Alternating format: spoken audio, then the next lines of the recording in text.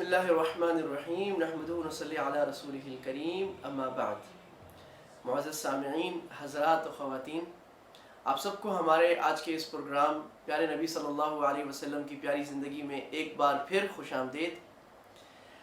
پچھلے لیکچر میں ہم نے یہ بات کی تھی کہ ہمارے پیارے نبی صلی اللہ علیہ وسلم کی عمر مبارک جب 25 سال ہوئی تو آپ صلی اللہ علیہ وسلم تجارت کے لیے شام چلے گئے، اور جب آپ واپس آئے تو آپ کی اعلیٰ صفات اور آپ کا اعلیٰ کردار اور آپ کی امانت و دیانت دیکھ کر حضرت خدیجہ رضی اللہ تعالی عنہ سے آپ کا نکاح ہوا، اور یہ بڑی مبارک اور بابرکت شادی آپ صلی اللہ علیہ وسلم کی 25 سال رہی۔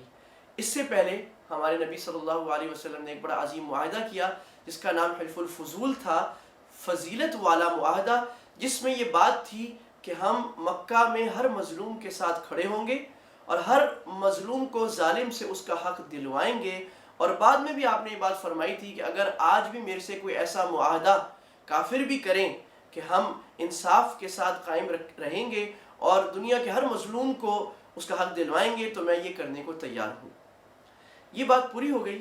اسی اثناء میں ایک واقعہ ہوتا ہے، وہ قبائلی معاشرہ مکے کا، جہاں چھوٹی چھوٹی بات پر جھگڑا ہو جاتا ہے، اور جہاں پر ناک بہت بڑی چیز ہوتی ہے، اور جہاں عزت اور چودراہٹ اور سرداری بڑائی کو بہت ایک بڑی حیثیت دی جاتی ہے، اور اپنی تھوڑی سی عزت نفس کٹ جانے پر لوگ مرنے مارنے پر آ جایا کرتے تھے، جیسا کہ ہمارے یہاں بھی آج بہت دیہاتی اور جاہل یا قبائلی معاشروں میں یہ طریقہ ہے جو یقیناً غلط ہے۔ چنانچہ ابھی آپ کی عمر مبارک 25 سال سے کچھ آگے ہی ہوئی تھی کہ کعبہ کی تعمیر اور حجر اسود رکھنے پر ایک اختلاف کا ایک بڑا واقعہ ہوا یوں کہ کعبہ پر پہلے ایک سیلاب آ چکا تھا، ایک آگ بھی لگ چکی تھی، جس سے کعبہ مقدسہ اللہ تعالیٰ کے مبارک گھر کی دیواریں بہت کمزور اور بوسیدہ ہو چکی تھیں، اور کرنے کا کام یہ تھا کہ اسے توڑ کر دوبارہ تعمیر کیا جائے، کیونکہ پرانی جو تعمیر تھی اس میں اسٹرینتھ رہی نہیں تھی اور ختم ہو چکی تھی۔ عرب اس بات سے بہت ڈر رہے تھے کہ ہم اسے توڑیں۔ چنانچہ عرب میں ایک آدمی ولید بن مغیرہ تھا، اس نے کہا کہ دیکھو بھائی، ہم تو کوئی غلط ارادہ تو نہیں رکھتے، ہماری نیت تو صاف ہے، لہٰذا اگر ہم توڑ کر اس کو بنانے کا ارادہ رکھتے ہیں تو اس میں ڈرنے کی بات نہیں ہے، میں ابتدا کرتا ہوں، آپ لوگ میرے ساتھ بعد میں چلیں۔ چنانچہ اس نے ابتدا کی، اور جب سب نے دیکھ لیا کہ بھائی اس کے اوپر کوئی آندھی نہیں آئی، کوئی بجلی نہیں گری، تو سب عرب والوں نے مل کر اس کی دیواروں کو توڑنا شروع کیا، اور اس کے بعد کعبے کی دوبارہ تعمیر شروع کی۔ کعبے کی تعمیر میں قریش نے یہ فیصلہ کیا اور یہ اعلان کیا کہ اس کی تعمیر میں کوئی حرام پیسہ شامل نہیں ہوگا، لہٰذا سود کی کمائی، زانیہ بدکار عورت کی کمائی اور کوئی اور حرام جوئے کی کمائی انہوں نے اس میں نہیں ڈالی، اور اس کی تعمیر میں ہمارے پیارے نبی صلی اللہ علیہ وسلم نے بھی شرکت کی تھی۔ اب جب حجر اسود نصب کرنے کا وقت آیا تو آپ کو معلوم ہے کہ حجر اسود جنت کا پتھر ہے، اور یہ بڑا ہی مقدس و محترم پتھر ہے، اور عرب بھی اس پتھر کی بہت زیادہ عزت و احترام کرتے تھے، کیونکہ عرب جو ہے وہ دینی چیزوں میں بھی آگے بڑھنے کی کوشش کرتے تھے۔ حاجیوں کو پانی کون ملائے گا، اس کا ایک باقاعدہ ادارہ تھا، اور ایک آدمی کے ہاتھ میں تھا، وہ کہتا تھا میں ہی پلاؤں گا۔ حاجیوں کو کھانا کون کھلائے گا، کعبے کی چابی کس کے پاس ہوگی، کعبے کا متولی کون ہوگا۔ جو ہوتا وہ بہت اپنا بڑا مرتبہ اور عزت سمجھا کرتا، اپنا فخر سمجھا کرتا کہ میں یہ کام کروں گا، تو دینی چیزوں کو بھی وہ لوگ بہت قابل فخر سمجھا کرتے تھے اور اس میں اپنی عزت سمجھا کرتے۔ چنانچہ قریش نے اعلان کر دیا اور حلال کی کمائی لگائی، اور اللہ کا کرنا دیکھیں کہ حلال کے پیسے ان کے پاس اتنے نہیں تھے کہ جس سے پورا کعبہ حضرت ابراہیم علیہ السلام کی تعمیر کے مطابق پورا ہو جائے۔ حضرت ابراہیم علیہ السلام کا کعبہ جو تھا وہ ریکٹ اینگولر شیپ میں تھا، پورا لمبا ریکٹ اینگولر تھا، اسکوائر نہیں تھا، اور اس میں جو آج جو حتیم ہے، جیسے آپ دیکھ رہے ہیں تصویر میں، جو حتیم ہے یہ بھی شامل نہیں تھا، یہ شامل تھا اس کے اندر، حتیم بھی اس تعمیر کے اندر شامل تھا۔ لیکن جب انہوں نے بنانا شروع کیا، ان کے پاس اتنے پیسے نہیں تھے کہ وہ پورا کعبہ بنا سکیں، چنانچہ انہوں نے یہ آج کل کے حتیم کا جو علاقہ ہے یہ باہر نکال دیا اور باقی کعبے کو بنا دیا، یہ سوچتے ہوئے کہ جب ہمارے پاس پیسہ ہوا ہم پورا بنا دیں گے۔ اللہ کا کرنا یہ ہوا کہ وہ آج تک تعمیر نہیں ہوا، اور اس کا بہت ایک لمبا قصہ ہے، اور وہ حتیم باہر ہی رہا تاکہ ہم جیسے غریب مسکین لوگ جو اندر کعبے میں داخل نہیں ہو سکتے، ہم حتیم کے اندر نماز پڑھ لیں اور ہمیں وہی ثواب ملے جو کعبے کے اندر نماز پڑھنے کا ملتا ہے۔ اور آج کل کا جو کعبہ ہے اس زمانے میں جو بنایا گیا وہ اسکوائر شیپ میں بنایا گیا، جیسا کہ آج کل کی تعمیر ہے۔ ایک اور کام یہ کیا گیا کہ پہلے جو کعبہ تھا اس کے دروازے نیچے تھے، اور دو دروازے تھے، ایک داخل ہونے کا، ایک باہر نکلنے کا۔ قریش نے اپنی چودراہٹ جمانے کے لیے یہ کیا کہ دروازے کو اوپر کر دیا تاکہ جسے ہم چاہیں گے وہ دروازے میں سیڑھی لگا کر داخل ہم اس کو کریں گے، جسے ہم نہیں چاہیں گے وہ نہیں داخل ہوگا۔ اپنی اجارہ داری دین کے معاملات میں قائم کر دی۔ یاد رکھیے دین پر کسی کی اجارہ داری نہیں ہے، دین سب کا ہے۔ ہاں رہنمائی ہے علماء کی اور دین کے بڑے لیڈروں کی، اجارہ داری کسی کی نہیں ہے، ٹھیکیداری کسی کی نہیں ہے۔ ہمارے حضرت مفتی تقی عثمانی صاحب دامت برکاتہم کا ایک واقعہ دار ہے، انہیں کسی نے کہا کہ جناب آپ علماء اور مولوی حضرات تو دین کے ٹھیکیدار بن گئے ہیں۔ تو حضرت نے بڑا خوبصورت جواب دیا۔ حضرت نے کہا بھائی ہم دین کے ٹھیکیدار تو بالکل نہیں ہیں، دین سب کے لیے ہے، ہم دین کے چوکیدار ضرور ہیں۔ جو کوئی دین کو خراب کرے گا ہم اس سے ضرور اس کا دفاع کریں گے۔ تو بہرحال یہ بات چلی تھی کہ انہوں نے اپنی اجارہ داری قائم کرنے کے لیے کعبے کی یہ تعبیر کی۔ جب حجر اسود نصب کرنے کا وقت آیا، حجر اسود بڑی اہمیت کی چیز تھی، تو ہر قبیلے میں جھگڑا ہو گیا۔ ہر قبیلہ یہ کہتا تھا کہ میں آگے رکھوں گا، میں آگے رکھوں گا۔ بات اتنی بڑی کہ لڑائی تک نوبت آ گئی اور دونوں قبیلوں نے تلواریں نکال دی اور کہا کہ کل ہم جنگ شروع کریں گے اور یہ تلوار فیصلہ کرے گی۔ بیچ میں کچھ لوگوں نے بیچ بچاؤ کیا کہ بھائی کچھ صلح کی صورت کر لیتے ہیں، کسی ایک آدمی کو منصف بنا لیتے ہیں، آربیٹریشن کر لیتے ہیں، جو فیصلہ ہو جائے اگر آپ لوگوں کو قابل قبول ہو تو جنگ سے ہم بچ جائیں گے۔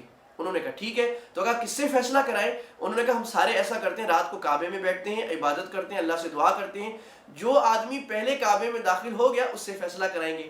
کہا ٹھیک ہے۔ ہمارے پیارے نبی صلی اللہ علیہ وسلم کا معمول تھا کہ آپ کعبے میں صبح صبح آ جاتے اور عبادت شروع کرتے۔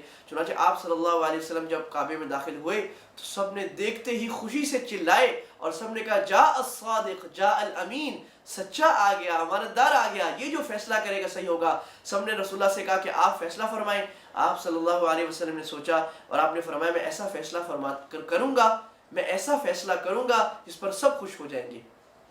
چنانچہ آپ نے اپنی چادر مبارک کندھے سے اٹھائی، اس کو پھیلایا اور کہا کہ حجر اسود اس کے اوپر رکھ دو۔ اس کے اوپر رکھ دیا گیا۔ آپ نے کہا ہر قبیلے کا ایک آدمی، ایک سردار آ جائے اور اس چادر کو کونوں سے پکڑ لے، اٹھا لے۔ سب نے اٹھا لیا۔ کہا اب اس چادر کو اٹھا کر حجر اسود کی رکھنے کی جگہ پر لاؤ۔ سب وہاں لے آئے۔ جب وہاں لے آئے آپ نے کہا دیکھو بھائی حجر اسود کے رکھنے کے مرحلے میں تم سب کی شرکت ہو گئی؟ کہا سب کی شرکت ہو گئی۔ پھر آپ نے اپنے دستے مبارک سے حجر اسود کو اٹھایا اور اپنے ہاتھ سے حجر اسود کو وہاں پر لگا کر فٹ کر دیا۔ اس طرح یہ ایک بہت بڑا جو جھگڑا تھا یہ ختم ہو گیا۔ اس واقعے سے ہمیں ہماری پریکٹیکل لائف میں کیا چیز مل رہی ہے اور کیا بصیرت مل رہی ہے؟ جیسے ہمارا انداز چل رہا ہے، ایک بات تو یہ ہے کہ چھوٹی چھوٹی باتوں پر اور عزت لینے پر لڑنا نہیں چاہیے، یہ جاہلوں کی علامت ہے، پڑھے لکھوں کی نہیں۔ اور بدقسمتی سے ہمارے ہاں ہم جو بظاہر پڑھ لکھ جاتے ہیں لیکن ہم ایتھکس، اخلاقیات نہیں سیکھتے، ہم بھی چھوٹی چھوٹی باتوں پر لڑتے ہیں۔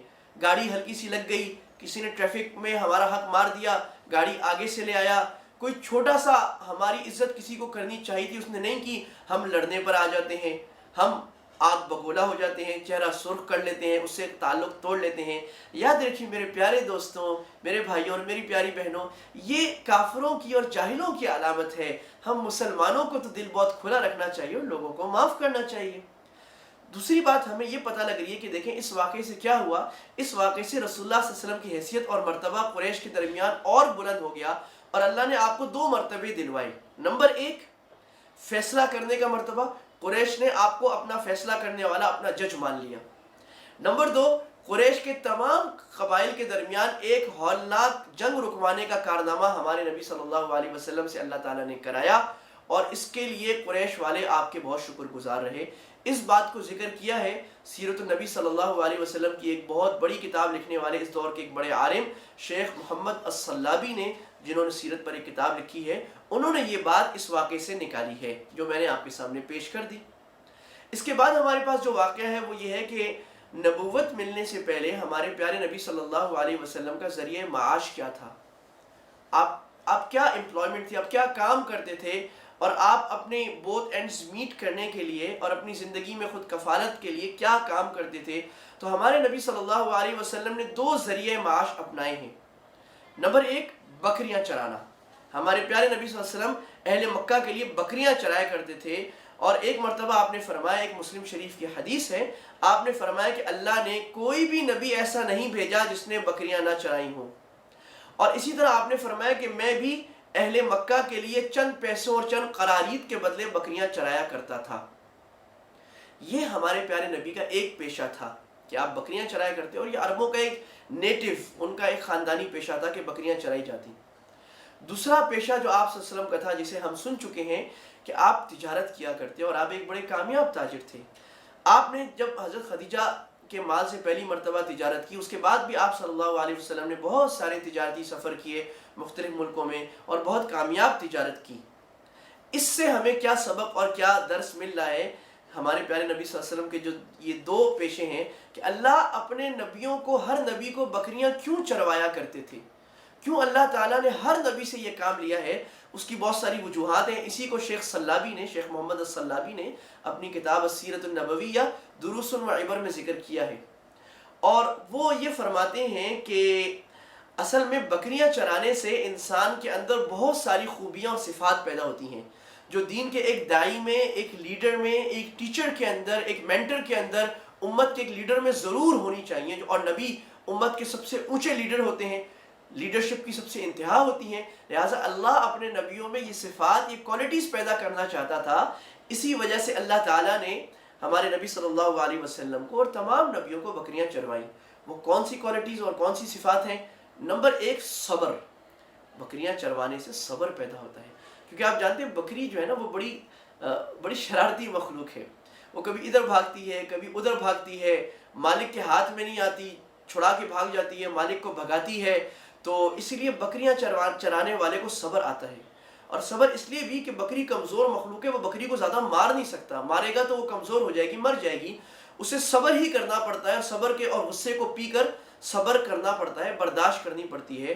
تو دین کے کام کرنے والے آدمی میں، ایک اچھے انسان میں، ایک مسلمان میں صبر بہت ضروری ہے کہ وہ لوگوں کی کوتاہیوں کو برداشت کرے اور صبر کی اور غصے کو پی جایا کرے۔ حضرت موسیٰ کا ایک واقعہ مجھے یاد آ رہا ہے، جو کتابوں میں لکھا ہے، تاریخ کی کتابوں میں، کہ موسیٰ علیہ السلام تھے۔ ایک مرتبہ ایک بکری بھاگی اور بھاگتے بھاگتے آگے چلی گئی، اور موسیٰ علیہ السلام اس کے پیچھے، بکری کانٹوں میں، موسیٰ علیہ السلام بھی کانٹوں میں، بہت آگے جا کے پکڑا۔ اب بکری کو بھی پاؤں میں کانٹے چبھ گئے، موسیٰ علیہ السلام کو بھی چبھ گئے۔ تو موسیٰ علیہ السلام بکری کے پاؤں سے کانٹے نکالتے جا رہے اور کہہ رہے، بکری تو نے مجھے بھی خراب کیا، خود بھی تکلیف میں آئی، اس کا کیا فائدہ ہوا؟ تو موسیٰ جیسے جوشیل نبی کو بھی اللہ تعالیٰ نے صبر، اس طرح صبر کی تربیت فرمائی۔ دوسری صفت جو بکریاں چرانے سے پیدا ہوتی ہے، بڑی دلچسپ بات ہے، وہ تواضع اور عاجزی پیدا ہوتی ہے۔ انسان نیچے ہوتا ہے، جو انسان کا تکبر ہے اور نخوت ہے اور اپنے آپ کو بڑا سمجھنا ہے، وہ کم ہوتا ہے۔ جو بکریاں چراتا ہے وہ مٹی میں رہتا ہے، اس کے اوپر پیشاب بھی ہوتا ہے، اور اسے مٹی میں اور پیشاب میں اور نجاست میں رہنا پڑتا ہے، اور ایک بہت کم تر پیشہ ہے۔ تو بکریاں چرانے والا اپنے آپ کو بڑا آدمی نہیں سمجھتا، وہ چھوٹا آدمی سمجھتا ہے۔ ایک مسلمان میں، خاص طور پر دین کے ایک داعی کے اندر، تواضع، انکساری، عاجزی بہت ضروری ہے۔ اللہ کو عاجزی بہت پسند ہے، اور اللہ کو تکبر سے بہت نفرت ہے۔ اللہ تعالیٰ نے ایک حدیث میں ہے کہ اللہ کے نبی صلی اللہ علیہ وسلم نے فرمایا کہ اللہ فرماتا ہے، الکبریاء ردائی والعز ازاری، تکبر یہ میری چادر ہے، اور عزت یہ میری ازار، میری نیچے کی چادر ہے، جو اس سے چھینتا ہے میں اسے ضرور عذاب دیتا ہوں۔ اور قرآن مجید میں بھی آپ نے پڑھا ہوگا، سورہ لقمان میں اللہ تعالیٰ نے حضرت لقمان کا قصہ ذکر کیا ہے۔ وہ اپنے بیٹے کو کیا نصیحت کر رہے ہیں؟ کہہ رہے ہیں کہ میرے بیٹے، وَلَا تُسَعِّرْ خَدَّكَ لِلنَّاسِ وَلَا تَمْشِ فِي الْأَرْضِ مَرَحًا، گال پھلا پھلا کر لوگوں سے بات نہیں کیا کرو، زمین پر اکڑ کے نہیں چلا کرو، تم زمین کو پھاڑ نہیں سکتے، تواضع انکساری کے ساتھ چلا کرو۔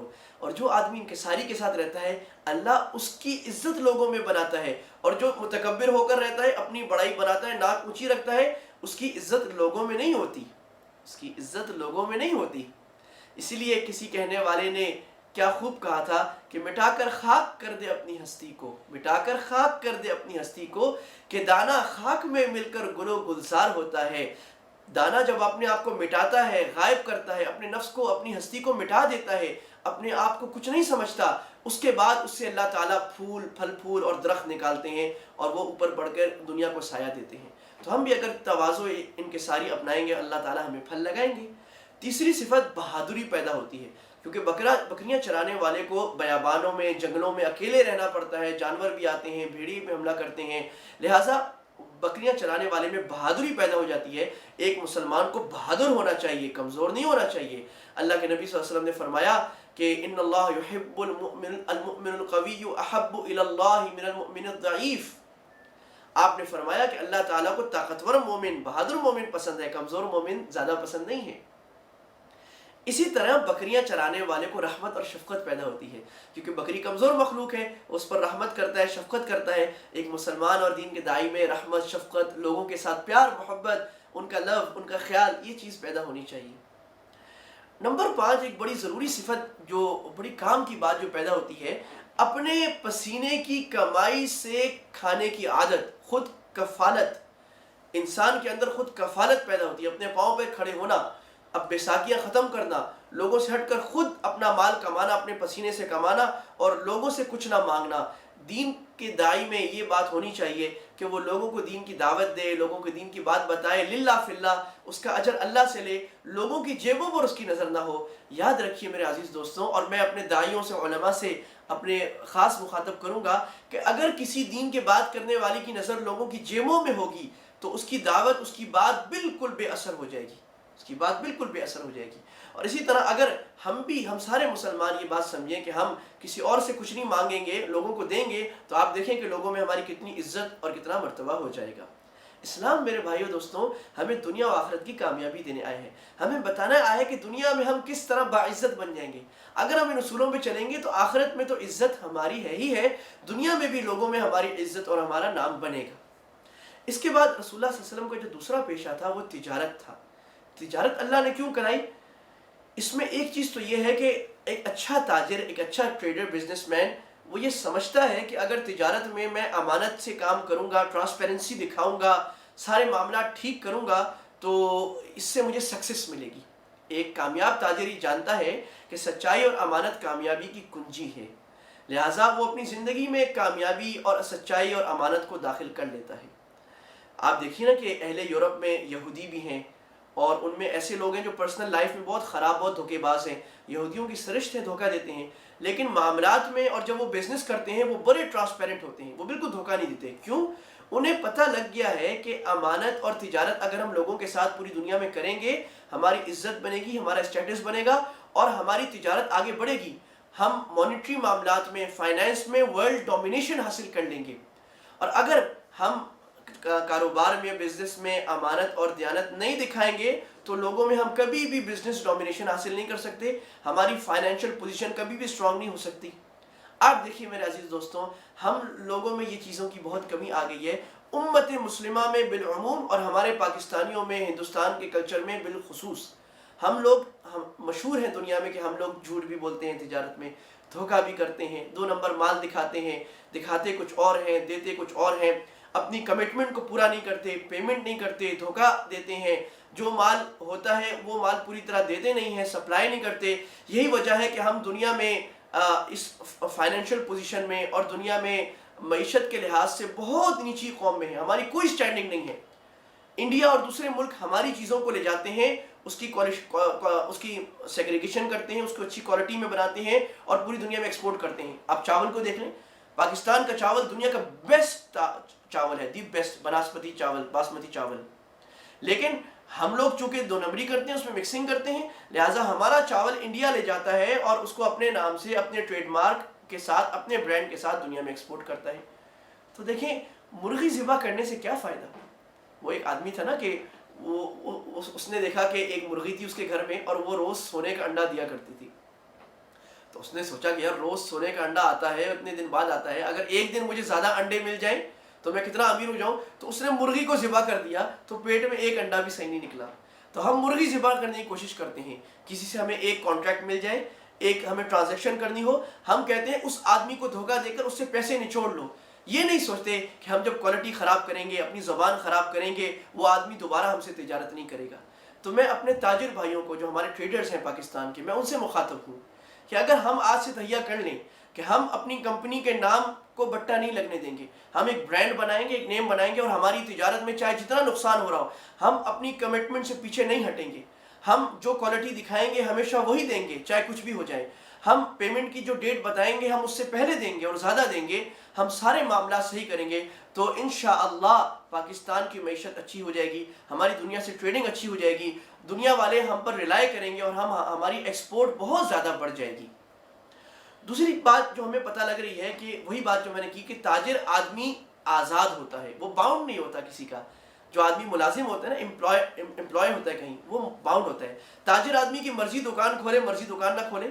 کوئی آدمی اگر اس کے ساتھ زیادہ بدتمیزی کرے، وہ بولے جاؤ نہیں بیچتا، میں کسی اور کو بیچ لوں گا، وہ باؤنڈ نہیں ہوتا. تو دین کا کام کرنے والے آدمی کو کسی کا باؤنڈ نہیں ہونا چاہیے، کسی کے نیچے نہیں ہونا چاہیے. وہ اپنی ثوابدید کے اوپر، اپنی ڈسکریشن کے اوپر، اپنی ڈسکریشن کے اوپر جس بات کو صحیح سمجھتا ہے اللہ کے لیے اسے وہ بات کہہ دینی چاہیے. پھر اس بات سے کوئی ناراض ہوتا ہے تو ہو جائے، ہم تو صحیح بات کہہ رہے ہیں. ہاں، انداز بات کرنے کا بہت اچھا ہونا چاہیے. یہاں تک کہ ہمارے پیارے نبی محبوب دو جہاں، کائنات کے سردار، دو جہاں کے بادشاہ محمد صلی اللہ علیہ وسلم کی زندگی 40 سال کی ہو گئی. 40 سال کی زندگی جب آپ صلی اللہ علیہ وسلم کی 40 سال کی عمر ہو گئی تو اب ہمارے پیارے نبی صلی اللہ علیہ وسلم کو خلوت اچھی لگنے لگی. آپ اکیلا رہنا چاہتے تھے، آپ کو لوگوں کے ساتھ بیٹھنے سے وحشت ہونے لگی، اور آپ کو اکیلا رہنا اور خلوت پسند آ گئی. چنانچہ حدیث میں سے اس طرح کہا گیا ہے کہ حبب الیہ الخلاء، ہمارے پیارے نبی صلی اللہ علیہ وسلم کو اکیلے رہنا اچھا لگنے لگ گیا. چنانچہ آپ حضرت خدیجہ اپنی پیاری وفادار سمجھدار بیوی سے ستو اور پانی اور زاد راہ توشہ لے کر مکہ سے غار حرا پر جانے لگے، جو جبل النور میں ایک غار تھا. اور جب توشہ ختم ہو جاتا تو آپ نیچے آتے اور چند دن قیام کر کے مزید توشہ لے کر واپس غار میں چلے جاتے. آپ کا غار میں قیام کبھی 1 ماہ، کبھی 40 دن، کبھی 20 دن ہوتا. جب توشہ ختم ہوتا واپس نیچے آتے، کچھ دن رہتے اور مزید کھانا پینا لے کر آپ واپس چلے جاتے. آپ اکیلے بیٹھا کرتے. یہاں پر علماء نے بات کی آپ اکیلے بیٹھ کر عبادت کس دین پر کیا کرتے، تو علماء نے، محدثین نے اس پر یہ لکھا ہے کہ آپ صلی اللہ علیہ وسلم صحیح دین ابراہیمی کے مطابق عبادت کیا کرتے تھے. اسی طرح نبوت سے پہلے ہمارے پیارے نبی صلی اللہ علیہ وسلم کو سچے خواب آنے لگے، اور آپ کو رات کو خواب میں آپ جو کچھ دیکھتے وہی بات دوسرے دن صبح کی روشنی کی طرح واضح اور سچی ہو کر سامنے آ جاتی. یہ خواب آپ کو وہیں آنے سے تقریباً 6 مہینے آنا پہلے شروع ہوئے. اور ایک حدیث میں ان خوابوں کے بارے میں ہمارے پیارے نبی صلی اللہ علیہ وسلم نے فرمایا کہ ما بقی من النبوۃ الا الرؤیا الصادقہ، نبوت کے سارے دروازے بند ہو چکے ہیں، البتہ نبوت کی صفات میں سے ایک چیز رہ گئی ہے، سچے خواب. یراہ المرأۃ الصالح، یراہ المؤمن الصالح او ترا لہا، یہ ایک نئے آدمی کو دکھائے جاتے ہیں، ایک مومن آدمی کو دکھائے جاتے ہیں، اور یا وہ دیکھتا ہے اللہ کی طرف سے، اور یہ اسے ایک خوشخبری ہوا کرتی ہے. تو ہمارے پیارے نبی صلی اللہ علیہ وسلم کو خواب آنا شروع ہو گئے. یہ وہ بات تھی جو آپ صلی اللہ علیہ وسلم پر یہ کیفیات وہی آنے سے پہلے طاری تھیں. اس سے ہمیں کیا سبق ملا؟ تو 2 خاص سبق ملے جسے ہم دیکھ لیتے ہیں. پہلی بات تو میں نے جیسے عرض کی کہ رسول اللہ صلی اللہ علیہ وسلم نے فرمایا کہ نبوت کی خوشخبریوں میں سے سچے خوابوں کے علاوہ اور کوئی چیز باقی نہیں رہی. اور یہ دیکھیں، ایک کسی مسلمان کے لیے اللہ کی طرف سے بعض اوقات بڑی خوشخبری ہوتی ہے. جب اسے خواب آتا ہے کہ میں جنت میں جا رہا ہوں، جب اسے خواب آتا ہے کہ میں نے جو یہ کام کیا بہت اچھا کیا، اللہ کے نبی صلی اللہ علیہ وسلم خواب میں نظر آ جائے تو سبحان اللہ کیا بات ہے. کوئی اچھے مناظر دکھائے جائیں، اللہ کی طرف سے اسے بات کوئی بتائی جائے اور اس کی کمر تھپتھپائی جائے، یہ اس کے لیے بہت بڑا اطمینان ہوتا ہے. یہاں میں یہ مسئلہ بھی عرض کرتا چلوں، چونکہ بات آ گئی ہے کہ خواب سے آدمی کو خوشی تو ہو سکتی ہے، اسے حوصلہ افزائی بھی ہو سکتی ہے، لیکن خواب سے دین کا کوئی مسئلہ ثابت نہیں ہوتا. چاہے جتنا بڑا خواب آ جائے اور کسی کو خواب میں کہہ دیا جائے کہ تم سے نمازیں معاف ہیں، تم ولی بن گئے، تم نبی بن گئے، اسے کچھ بھی کہہ دیا جائے، دین کا چھوٹے سے چھوٹا مسئلہ بھی خواب سے ثابت نہیں ہوتا. یہ جو کمزور لوگ ہوتے ہیں، کمزور عقیدے والے لوگ ہوتے ہیں، جو خوابوں سے مسائل کو ثابت کرتے ہیں اور ان کا سارا بیان اور ان کی ساری کتابیں خوابوں پر ہوتی ہیں کہ ہم نے خواب دیکھا تو یوں ہو گیا، خواب دیکھا تو یہ ہو گیا. یاد رکھیے ہمارے دین کی بنیاد اتنی کچی چیزوں پر نہیں ہے. ہمارے دین کی بنیاد بہت سالڈ اور بہت کانکریٹ ہے. دین کی بنیاد قرآن پر، حدیث پر، اجماع اور اجتہاد کے اوپر ہے. یہ مضبوط بنیادیں ہیں جن پر ہمارا دین کھڑا ہے. خوابوں سے دین کی کوئی بات ثابت نہیں ہوتی. ہاں، دین کی کوئی بات ثابت ہو، اس کی تائید میں خواب آ جائے تو بہت مبارک ہے، الحمدللہ. لہٰذا یہ خوابوں کی حیثیت میں نے ذرا تھوڑی سی واضح کرنا مناسب سمجھا. اس کے علاوہ یہاں یہ بات ہے کہ وحی سے پہلے خلوت کا راز کیا تھا؟ اللہ نے کیوں اپنے نبی کو وحی سے پہلے خلوت کی عادت ڈالنی شروع کرائی؟ تو دیکھیں خلوت میں ہوتا کیا ہے. جب آدمی اکیلے بیٹھتا ہے، آئسولیٹ ہو جاتا ہے، تو خلوت میں انسان دنیا کے مشغولوں اور لوگوں سے الگ تھلگ ہو جاتا ہے. اس سے اس کی فکر صاف اور روح پاک ہونا شروع ہو جاتی ہے، بشرطے کہ خلوت میں وہ سب سے رشتے توڑ لے، اللہ سے رشتے جوڑ لے۔ جب انسان لوگوں سے ملتا رہتا ہے تو مختلف قسم کے لوگ ہوتے ہیں، غلط باتیں بھی ہوتی ہیں، بے حیائی کے مناظر بھی دیکھتا ہے، اور گندی چیزیں دیکھتا ہے، اور بہت ساری چیزیں ایسے دیکھتا ہے جو اس کے دماغ کو سارے وقت کے لیے انگیج کر لیتی ہیں، اس کے دماغ میں اور جگہ نہیں رہتی، اس کے دل میں کسی اور اچھی بات کی جگہ نہیں رہتی، لہٰذا وہ اچھی باتیں، اچھی سوچ نہیں لا سکتا۔ لیکن جب آدمی کسی ایک کام کے لیے آئسولیٹ ہو جاتا ہے، اور یہ صرف دین کی بات نہیں، دنیا کے جس کام کے لیے بھی آدمی کو پرفیکشن قائم کرنی ہو، کوئی بڑا ریسرچ کا کام کرنا ہو، اسے آئسولیٹ ہونا پڑتا ہے۔ ہم جو ابھی میں آپ کے سامنے بات کر رہا ہوں، ہم ایک اسٹوڈیو میں، ایک روم میں آئسولیٹ ہو کے بیٹھے ہیں، تو یہ بات آپ تک صحیح پہنچ رہی ہے۔ تو آدمی کو کسی بھی اچھے پروڈکٹیو کام کے لیے، بڑے کام کے لیے آئسولیٹ ہونا پڑتا ہے۔ تو اسی طرح رسول اللہ صلی اللہ علیہ وسلم پر چونکہ اللہ تعالیٰ نے ایک بہت بھاری امانت، نبوت اور ساری دنیا کے لیے ہدایت کا پیغام دینے کی ذمہ داری ڈالنی تھی، لیڈرشپ ڈالنی تھی، لہٰذا ہمارے پیارے نبی صلی اللہ علیہ وسلم کے دماغ اور دل اور روح کو صاف کرنے کے لیے، پاک کرنے کے لیے ہمارے پیارے نبی صلی اللہ علیہ وسلم کو علیحدہ اور خلوت کرائی گئی۔ اس بات پر آج ہم کس طرح عمل کر سکتے ہیں؟ تو آپ دیکھیے، امت کے جو علماء ہیں اور جو صوفیاء اور بعد میں جو امت کی صفائی کرتے ہیں، رہنمائی کرتے ہیں، انہوں نے اس چیز کو بہت اچھا لیا ہے۔ پہلے یہ ہوتا تھا کہ جن لوگوں نے اپنی اصلاح کرنی ہوتی، اپنی زندگی کو سنت کے مطابق ڈھالنا ہوتا، وہ خانقاہوں میں چلے جاتے، وہاں اللہ والے نیک لوگ ہوا کرتے، جن کو قرآن و حدیث کا علم بھی ہوتا، پاکیزہ بھی ہوتے، انہیں تربیت کرنا آتی تھی، دلوں کو صاف کرنا آتا تھا۔ وہ 40 دن، 4 مہینے، 5 مہینے، بعض اوقات سال وہ خانقاہ میں رہتے تھے اور اپنی قلب کی پیوریفیکیشن کراتے تھے، پیوریفیکیشن آف دا ہارٹ کراتے تھے، اور اپنی روح کو جلا بخشتے تھے، اور ایک تربیت کرا کر وہ لوگ باہر جا کر دین کا کام کیا کرتے اور اپنی زندگی ایک اچھے مسلمان کی طرح گزارا کرتے۔ اس دور میں ہمارے پاس ایک بڑا اچھا کام ہمارے سامنے آیا ہے، جسے دعوت و تبلیغ کی محنت کہا گیا ہے۔